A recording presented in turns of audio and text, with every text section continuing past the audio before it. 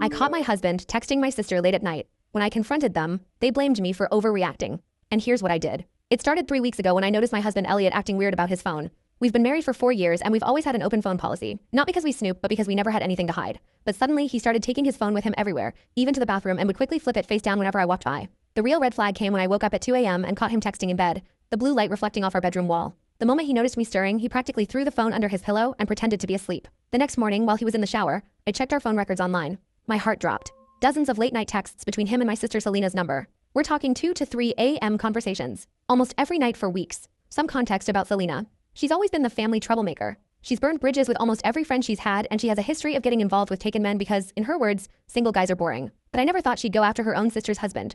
I decided to play it smart. Instead of confronting them immediately, I started gathering evidence. I installed a screen recording app on our shared iPad, which Elliot sometimes uses for messaging when his phone's charging. Then I waited. It didn't take long.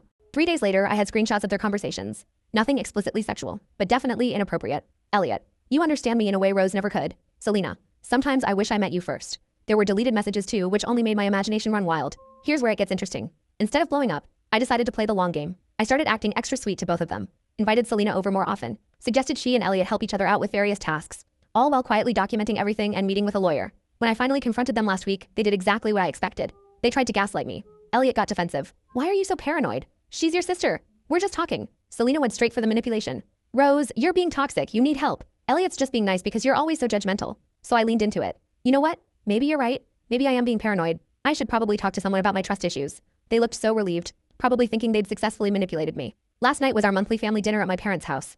Everyone was there. My parents, Selena, Elliot, our older brother George, and his wife Pearl. Right after dessert, when everyone was relaxed and chatting, I stood up to make an announcement. I owe everyone an apology, I started, watching Elliot and Selena exchange smug looks.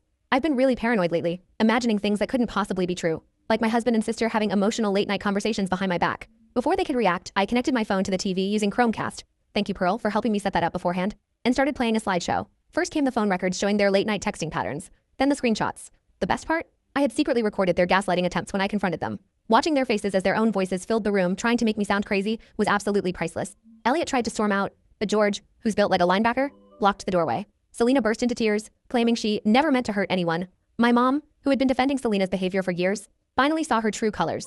I ended the presentation with copies of divorce papers, already filed, and evidence that Elliot had been planning to use my mental instability against me in court. The look on his face when he realized I'd been 3 steps ahead this whole time, worth every second of playing dumb. I'm staying with Pearl and George for now, and Elliot's stuff is packed in garbage bags on our front porch. Selena's been blowing up my phone, switching between apologizing and accusing me of ruining her life. I blocked them both.